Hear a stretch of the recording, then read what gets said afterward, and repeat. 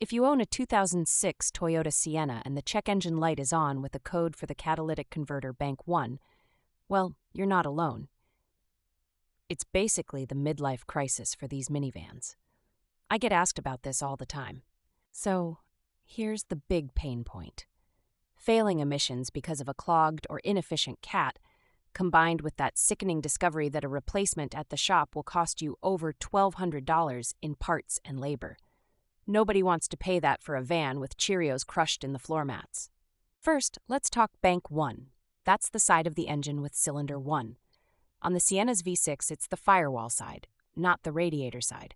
This small detail saves you from replacing the wrong converter, which, trust me, is as fun as stepping on Legos. The actual job, if you do it yourself, is all about logistics and stubborn bolts. You need a jack, sturdy jack stands, a socket set, maybe a breaker bar, and a can of PB Blaster, or another good penetrant.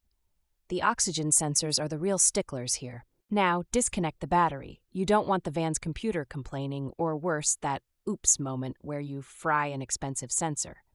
Pro tip: take photos with your phone of the sensor wiring before unplugging.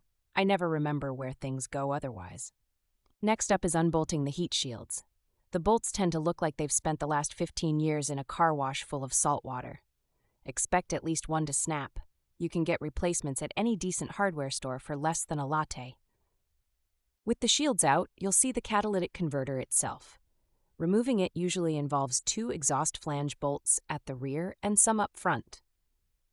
This is where impact value comes in.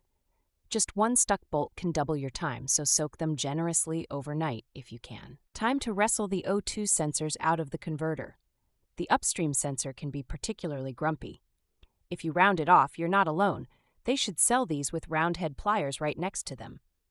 An O2 sensor socket is your new best friend here. Now for my favorite part, installing the new converter. Seriously, it's like unplugging that ancient router and plugging in the new one. Line everything up, use new gaskets, don't reuse old ones unless you enjoy doing things twice, and torque the bolts evenly.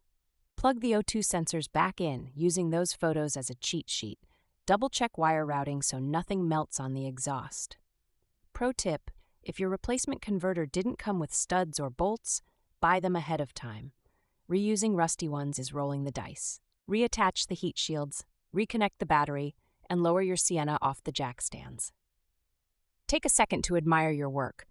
This job can cost you under $350 if you go the DIY route, which is an instant savings of around $900. That's Portland sushi money. Start the engine and listen for leaks. Exhaust, not kids fighting in the back. Clear the code with a scanner, or just drive a few days for the computer to run its checks. Most people see that check engine light stay off and think, I should have done this sooner. Biggest lesson I've learned? Take your time. Don't rush rusted parts and use good lighting.